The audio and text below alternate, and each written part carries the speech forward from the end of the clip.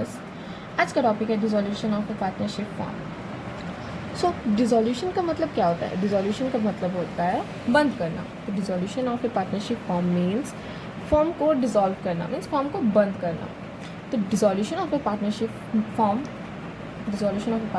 Form means that all the assets are sold and liabilities are to be paid and to close down all the operation of the firm।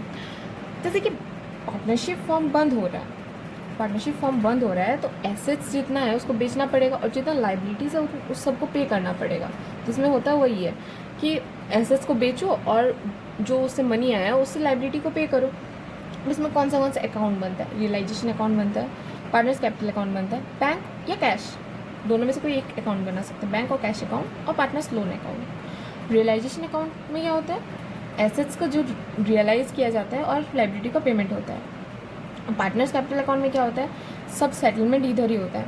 जैसे कि जो भी amount due रहता है partners का वो सब यहाँ पे सेटल होता है। इसमें बैलेंस शीट में जो गिवन रहता है जनरल रिजर्व, पीएनएल, वो सब पार्टनर्स कैपिटल अकाउंट में जाता है।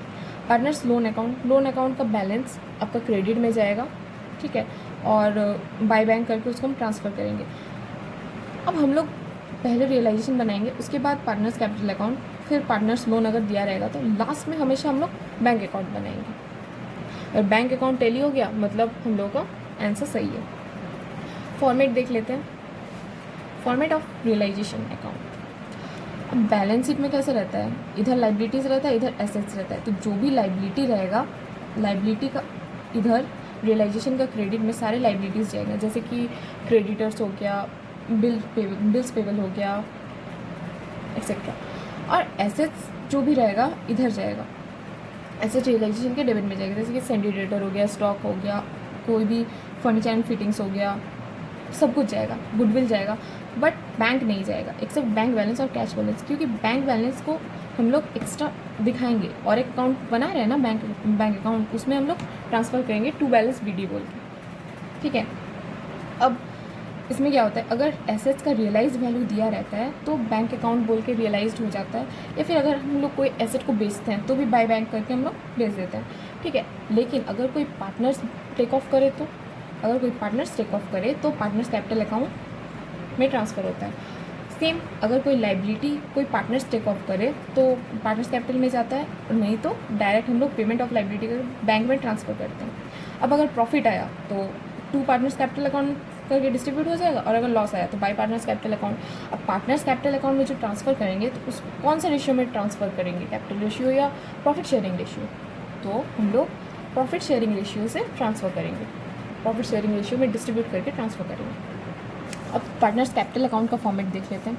पार्टनर्स कैपिटल अकाउंट में जैसे कि जो रियलाइजेशन का अगर लॉस हुआ तो टू रियलाइजेशन अकाउंट में जाएगा, और अगर लॉस नहीं हुआ, प्रॉफिट हुआ, तो इधर जाएगा, ठीक है। पहले हम लोग क्या करेंगे? Partners capital account balance sheet में गिवन रहता है, कैपिटल बैलेंस जो भी रहता है उसको ट्रांसफ़र करेंगे बाय बैलेंस बीडी बोल के। उसके बाद रियलाइजेशन का लॉस, अगर प्रॉफिट रहा तो इधर, जनरल रिजर्व रहा तो इधर, पीएनएल का क्रेडिट बैलेंस रहा तो इधर, उल्टा रहा डेबिट रहा तो इधर, ठीक है। गुडविल पार्टनर्स कैपिटल अकाउंट में नहीं जाएगा। रियलाइजेशन में गुडविल जाएगा लेकिन उसका आगे एंट्री नहीं होता है, गुडविल को इग्नोर किया जाता है, ठीक है। अगर उसमें एडजस्टमेंट में आपको मेंशन रहा goodwill is ignored then okay, और अगर नहीं रहा तो आप एक नोट दे दीजिएगा कि गुडविल इग्नोर हो गया, ठीक है। एडवर्टाइजमेंट सस्पेंस इधर जाएगा, ठीक है। और लास्ट में जो हम लोग का बैलेंसिंग फिगर होगा वो टू बैंक करके जाएगा, और अगर ज़्यादा हुआ तो बाय बैंक करके जाएगा, सॉरी कम हुआ तो बाय बैंक करके जाएगा। बैंक अकाउंट हम लोग पहले भी बना चुके हैं, फिर हम दिखा देते हैं।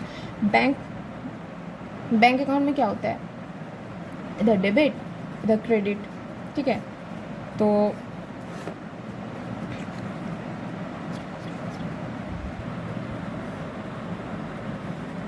ठीक है, तो जो भी पहले तो हम लोग टू बैलेंस बीडी ले लेंगे, इधर जो भी बैलेंस रहेगा बैंक का दिया हुआ वो इधर ले लेंगे।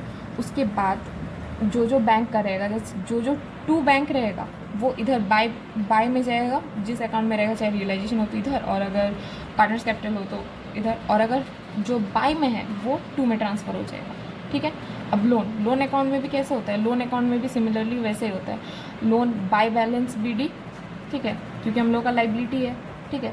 उसके बाद इसको ट्रांसफ़र करेंगे तो टू बैंक करके ट्रांसफ़र हो जाएगा, ठीक है। Loan account balanced.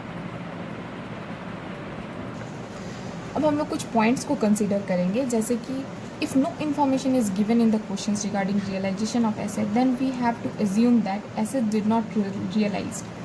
मतलब अगर कोई इन्फॉर्मेशन नहीं दिया रहेगा, ठीक है, कि एसेट रियलाइज़ हुआ है कि नहीं हुआ है, तो हम लोग एसेट को रियलाइज़ नहीं मानेंगे और एसेट फिर रियलाइज़ नहीं होगा। If no information is given in the questions regarding payment of liabilities, then also we have pay the liabilities at their book value.